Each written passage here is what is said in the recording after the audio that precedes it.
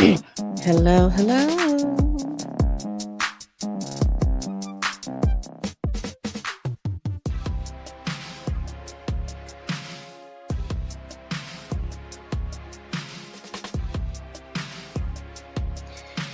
All right. Today's live is a little heavy.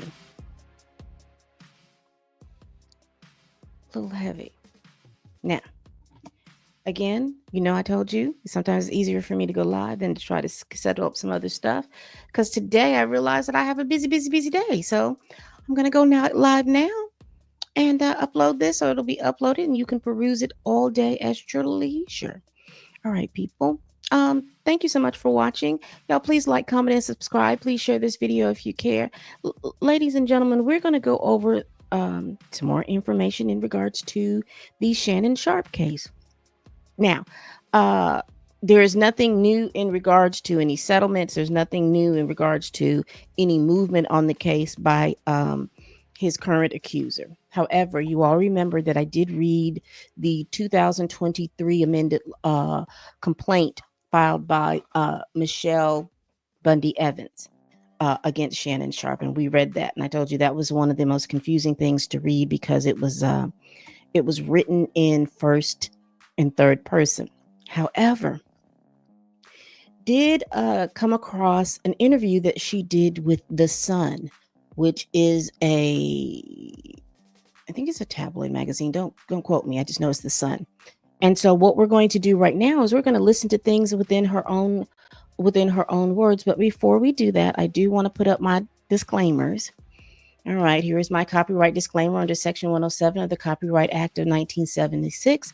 Allowance is made for fair use for purposes such as criticism, which I will be doing, comments, which what I'll be doing, reporting, teaching, scholarship, education, and research. Fair use is a use permitted by copyright statute that might otherwise be infringing. Also, I want to be able to go on here too.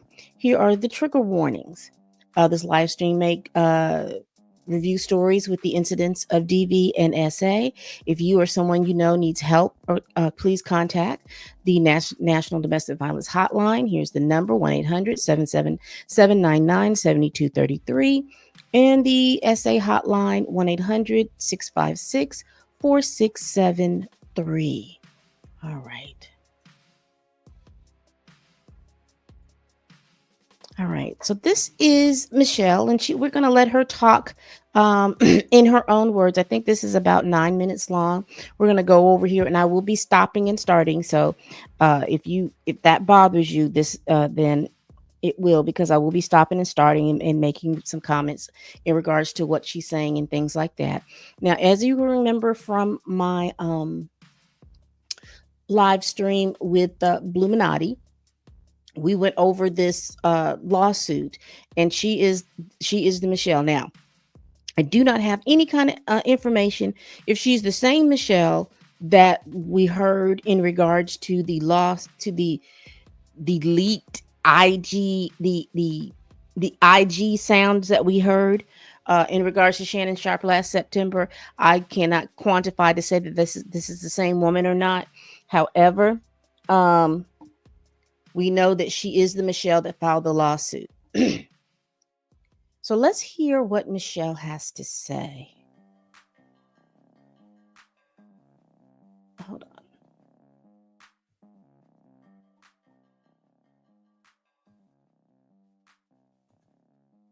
Give me one moment.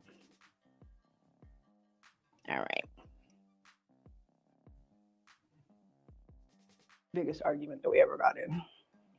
And let me see, because that it was the biggest argument that we ever got in. Yeah. Now, let me preface by saying that she is describing a 2010 incident. And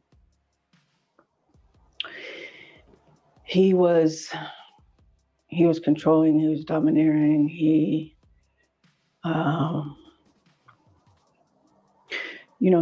was manhandling me beforehand.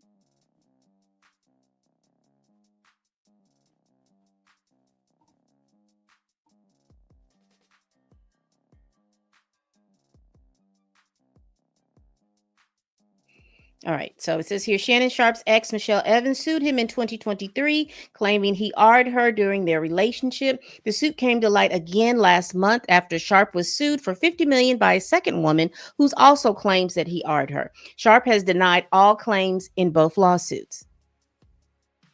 We met in actually the press room at the Broncos, April of 2002. And but we didn't start talking until we met up at a club at Blue 67 in Denver. I don't know if anyone is listening from Denver, but yeah, we were at a club at the same time. We didn't go together. We just happened to both be there. And so he started talking to me, and he started pursuing me pretty heavily from then on. I resisted for a while because, I was a reporter, and I didn't want to mix the two. But he's very charming. All right. So again, let me do this before they do that. Let me put my trigger warning back up because it's going to be some information that possibly may trigger you. So if that's the case, you more definitely can go ahead and log out right now. All right, let's continue.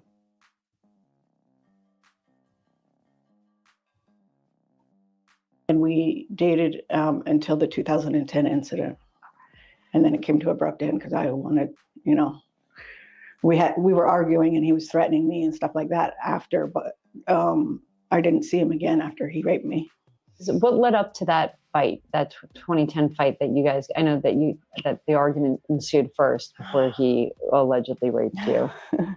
The argument was about the fact that he had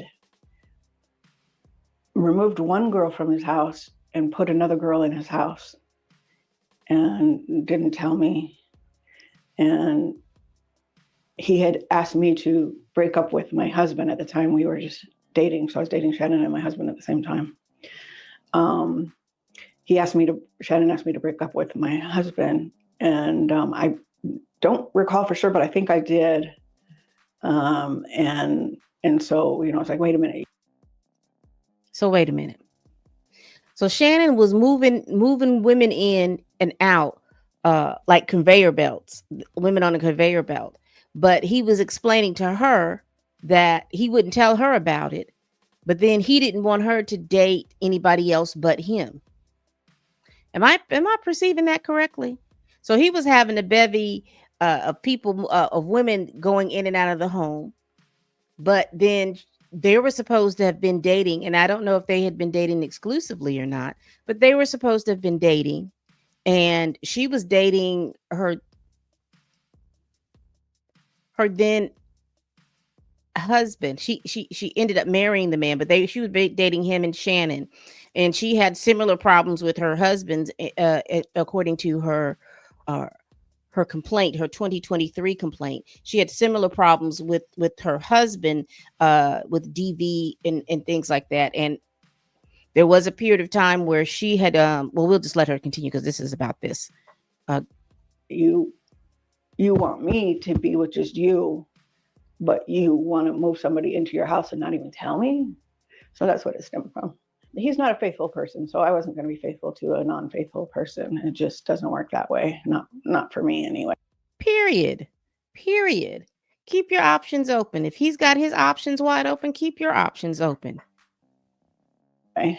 Can you tell us just broadly, I know it's probably painful to relive this situation, but can you tell us generally what happened that day? It was fighting, and usually we fought on the phone and not in person. So it was the biggest argument that we ever got in. And he was controlling, he was domineering, he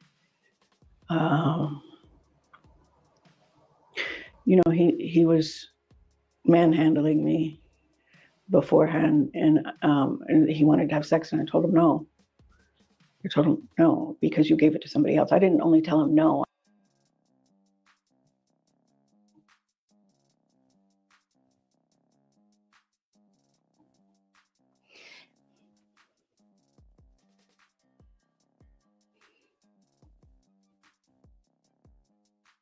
So y'all are fighting. I mean, having a verbal fight about other women coming in back and forth and all this other stuff. Y'all are angry. And the first thing that he mentions about is wanting to have sexual encounters.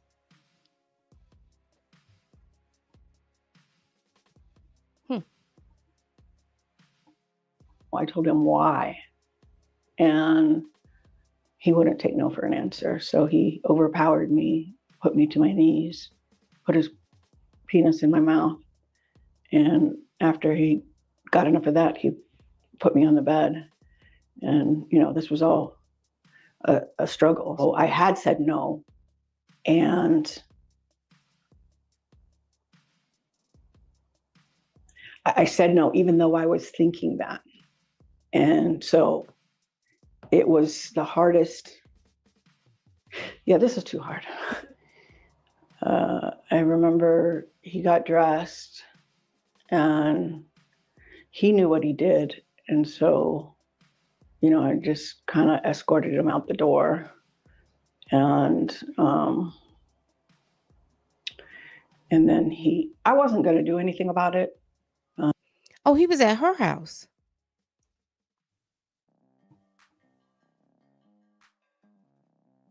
He came to her house.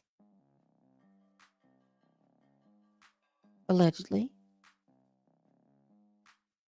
Because I don't know if she filed a criminal charge, but I did learn something about when we talk about people who have been essayed and why it took so long why wouldn't they file this particular charge versus this particular charge.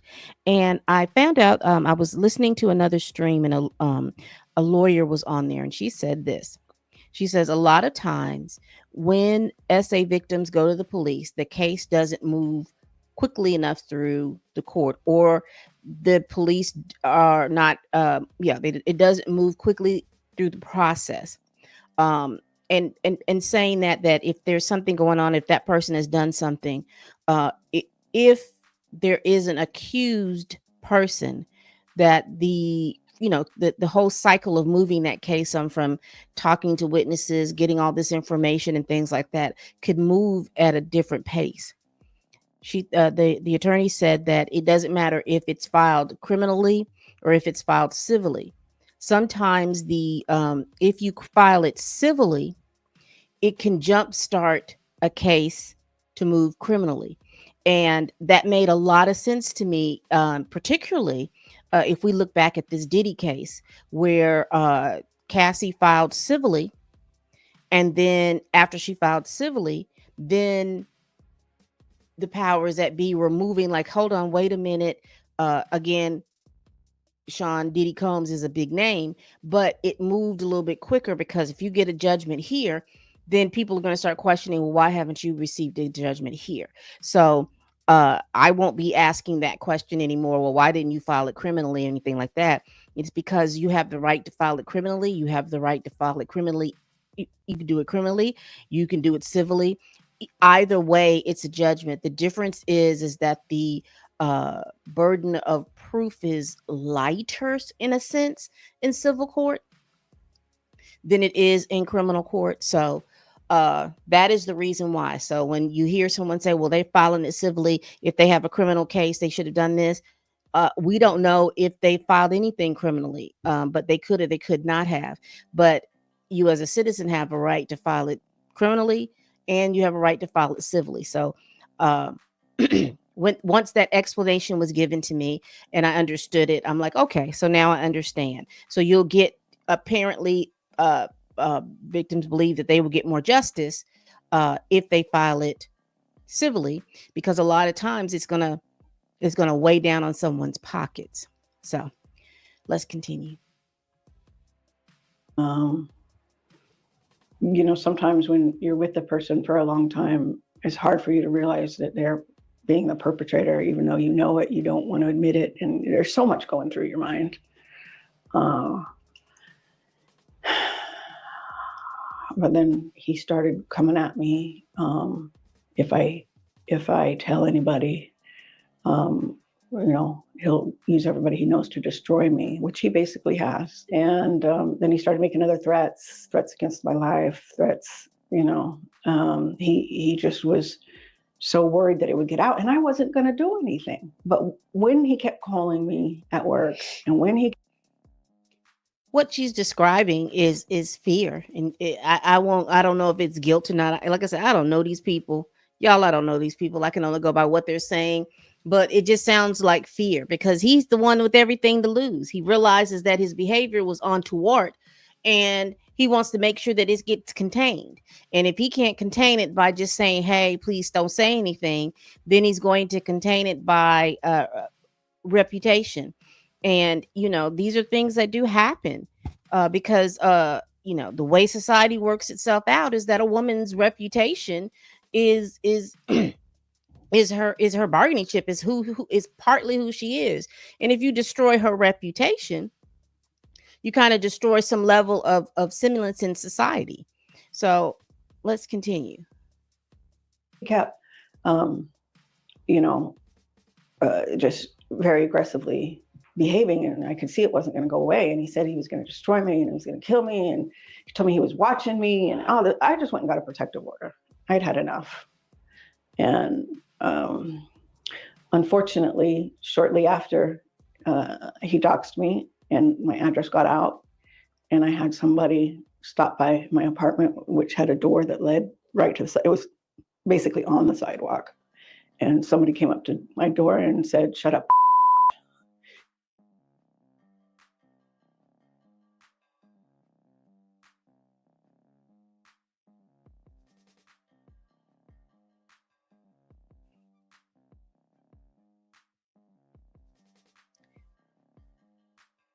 We've seen that pattern before. Now I don't know if anything is, but remember, he doxed this last one, gave her name and stuff out, and said that she was an OnlyFans person and all of these different things.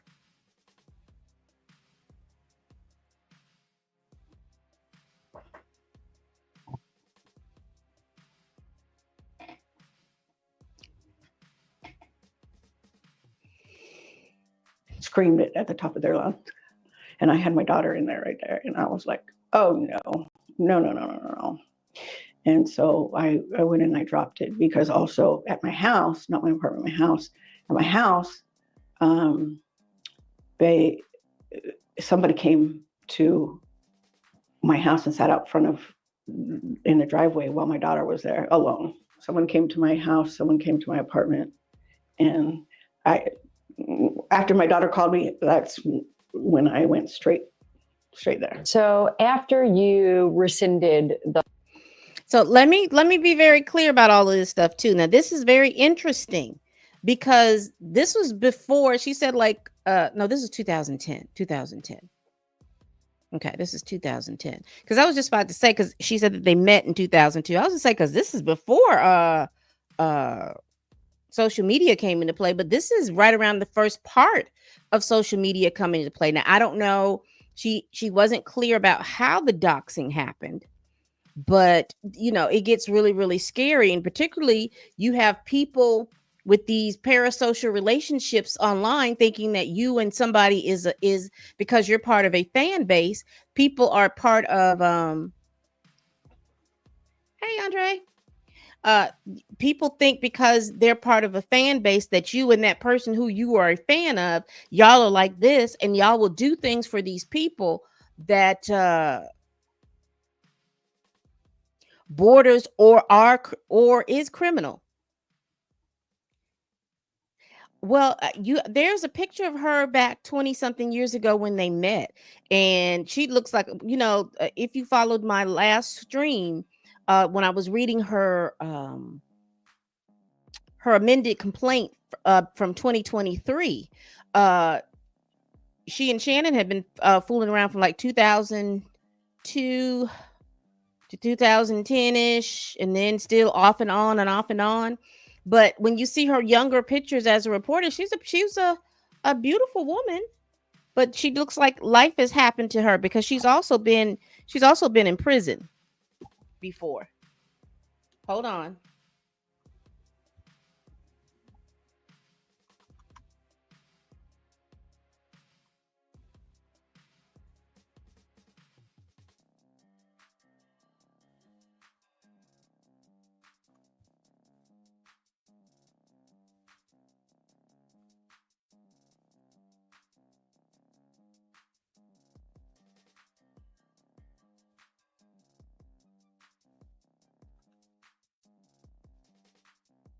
Hold on.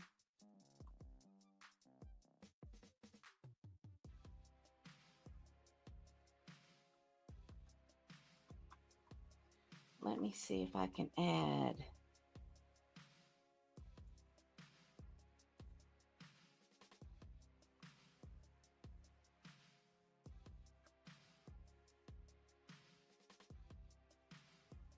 Here she is right here. Here she is right here.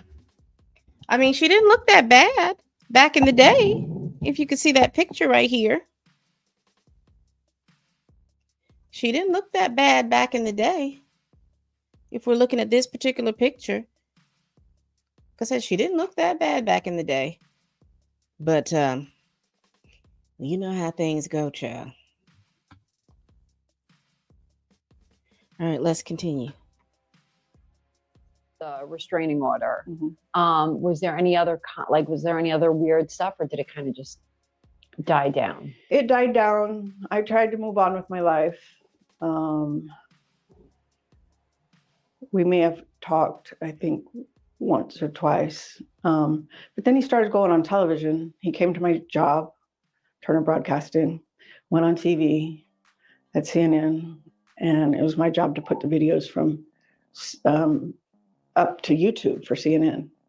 That was part of my job. Mm-hmm. So I'm putting up this video, and here I see Shannon at my job talking about domestic violence, and the co-host mentioned that, oh, you had one that was just totally dropped, made it look like the police dropped it, not that I had gone down and withdrawn it. It created a picture that wasn't accurate, and that was a very hostile work environment. I'm going to ask something that might be a little sensitive or might sound insensitive, I should say. Let me give you some background information about what she's talking about. She's saying that after she rescinded her restraining order, because it's my understanding, she moved down to Atlanta. She moved from Denver. I know she'd gone to New York, or I don't know if she went to New York before she went to Atlanta, but she moved to Atlanta. She was working at a news Turner News Broadcasting over there, TBS.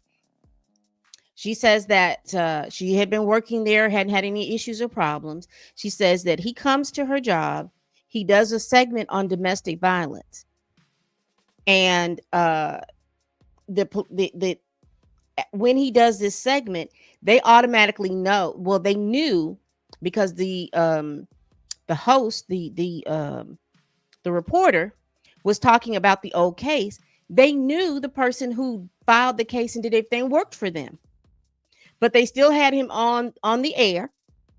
He was talking about domestic violence, and I wish I could find that. She said she put it on YouTube, so let me see if it's on YouTube. But he was there. He knew she worked there, and he knew she worked there. Her employers knew it was her who filed the suit, and they kept talking like there wasn't anything going on. And then she said what she said in the lawsuit is that nobody told her he was coming. He just showed up at her job. And so she was feeling some kind of way about this guy showing up at her job, which is interesting because, what was Shannon Sharpe talking about domestic violence and all that other stuff? What was he talking about that? He had already had several cases, because what we didn't know then was the fact that in the 90s, he had a couple of instances where I guess the mothers of his children, he had been fighting or fussing and whatever it was with them, and the police were called. So he's had several different things that have come down. Again, a lot of that stuff, it was before social media became social media. So social media wasn't a big thing as far as reporting a whole lot of stuff up until like maybe something going viral in 2009, 10, 11. And then things just really started going viral and people being able to put that information out, because before everything was regional. If you didn't live in you only knew about it if you lived in Denver. You only knew about something if you lived in Virginia, if you lived in Idaho, Now you can just go in and type in whatever, and it's going to come up. But before the news broadcasters started using social media as a way to disseminate news, it was mostly local news. You had to figure that out, unless national reporters decide to cue in on that particular story. But usually stuff that happened around things like people, being pruned from the timeline and all that other stuff, that wasn't big news unless it was in your area. And we don't have much more to go. We've got probably about 2 more minutes on this. But I'm going to go ahead and ask it because it's a question that I'm sure people are wondering. Why didn't you file a police report when he raped you? Because I was scared for my life. He said he would use it. Everybody he knows, and he knows lots of police officers. So I didn't know that if I went down there, that would be one of the people that he knows. Atlanta has a problem with corruption down there. And I was too scared to go to the police. Because when this happens, you're in a trauma mindset. You're not in a... Not Atlanta PD catching a stray.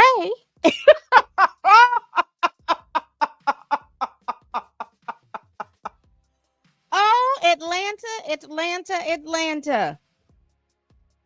The stray you just caught. And if you know anything about Atlanta and Atlanta policing, needed that stray. Every day you and I are talking here like, oh, okay, well, maybe I should do that. No, you're like fear for your life. You're traumatized. You're not thinking straight. You're having anxiety and panic attacks. And I was worried that he would, get a hold of this police officer, and who knows what would happen. And so it was just a decision, and it's a decision a lot of rape victims make, to not go to the police. They always say the woman is crazy.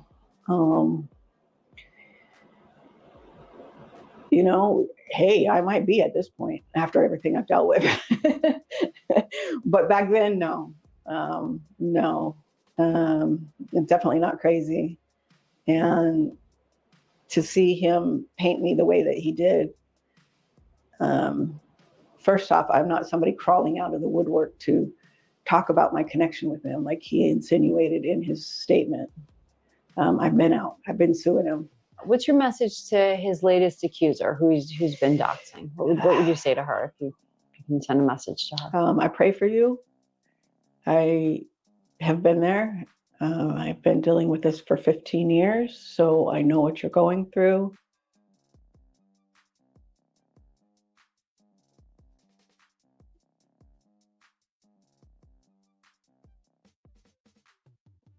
Hold on, y'all. Let me make sure, because that was on their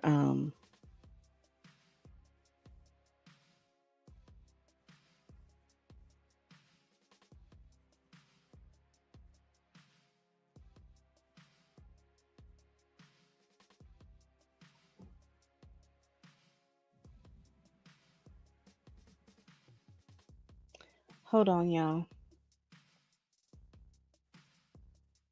I'm gonna share. Hold on. How do I get out of here? Because there's another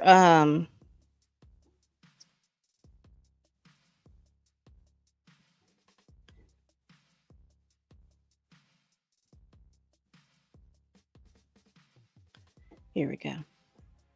There is another thing I want y'all to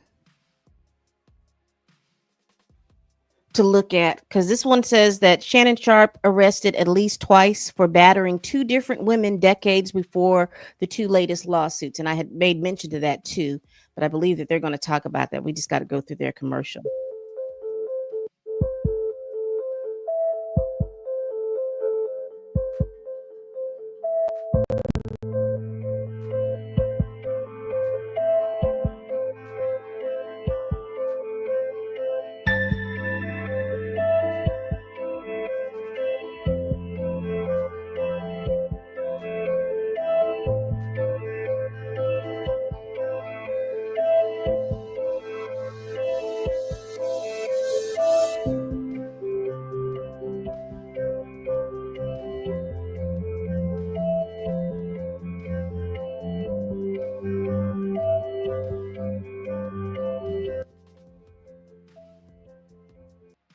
It just hit me that there's music playing, and I don't want this to be copyright striked with that music playing. All right. So you saw that. So I don't know if the two incidents back in the 90s was the same person or not, but he's had a couple of incidents. And again, this is what I was saying, that a lot of things are regional. Like in 95, before the internet and stuff like that, for those of you all that don't understand how come nobody knew anything about it, it's very simple, because of the fact that news was regional. If you lived in Georgia, you knew about Georgia news, but it depended on your local TV station, because some stations only cover a certain amount of counties. And if you wanted to know what was going on in another county or something like that, or if it wasn't a county of yours, you would have to go to that county's newspaper thing to get that information, or somebody will tell you, and then you would go and look it up, newspapers or whatever at that time. So news was regional. So you may not have known all the stuff that they were doing, because again, the internet wasn't as prominent. Now, all you got to do is type that person's name in, and anything that comes up, anything that person's got going on, will come up in that on the Google search. Hey, look forward spiritual messages. Hello. Shannon appears to be impulsive. He works out a lot, so would most likely put that narrative onto women he's involved with. Okay. I think yes. Well, I don't know, because he met this woman. She was a reporter working in Denver at the time. I don't know where he's met all the other women that he's been with. I'm not really sure. I'm not really sure. Yeah, pre-internet social media, you couldn't find this information. You'd have to go hunting for it. You literally would have to hunt for it. Now you can just do a Google search, Shannon Sharpe, and then anything and everything that comes up with Shannon Sharpe will come up. Now, also what will be pending is if those newspaper places uploaded that information onto the internet. And it just depends on if they did or not. Because if they didn't upload it, you'd have to literally go searching for it. And who is going to go searching for through archives, unless you really truly want to know this information. But what do you all think? Cat Williams said they'll take you down in 2 weekends. So this popped off last weekend, and here we are in this second weekend, and we're finding more information out on Shannon Sharpe in a week than we probably had information about him in 20 years. So tell me what y'all think. Y'all think you think he's going to settle? I don't know. I looked up his net worth, and I hate to say, I'm pocket watching or anything like that, but it looks like his net worth is about $14 million. I don't know where she's going to get $50 million, because whatever this deal that he was supposed to have had coming along, that has been taken off the table. So I don't think that you're not going to get 100, you're not going to get 50 out of $100 million, because of the fact that deal is off the table. So the 10 million that he offered you in the beginning is probably going to be less now, because he can't give you more than what he has. Which is sad to be in that situation, but it's also just as sad that people tried to warn him and he did not take heed, because he knew better. And because if we go over what she has said in this interview, the tactics that he used with her, I guess he thought they were going to work for this 21-year-old. Nope. Because I looked at the filing again, and she filed that on a Sunday. So when Monday morning hit, they filed it electronically on a Sunday. So you were going to be dealing with that joker on a Monday. Interesting. So you had the whole week that you had to deal with that, Mr. Sharpe. All right, people. That's all I got. I did want to go over that. I didn't realize how busy my day was going to be. I had it planned to to talk about this at about 11. I think I have a couple of more topics, but I'll probably save it to the evening. All right, people, we do this every week. Please like, comment, and subscribe. Please share this video if you care. Y'all, what are y'all thinking about what Michelle Bundy Evans said? Go back to my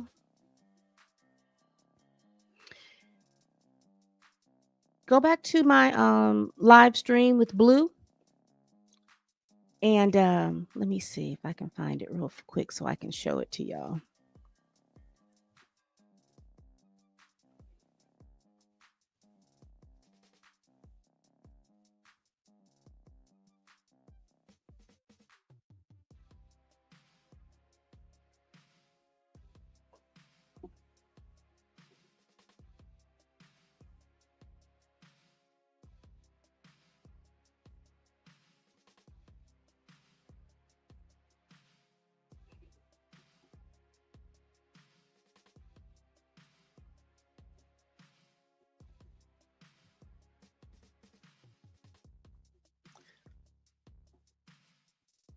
This is what it looks like, if y'all can see it.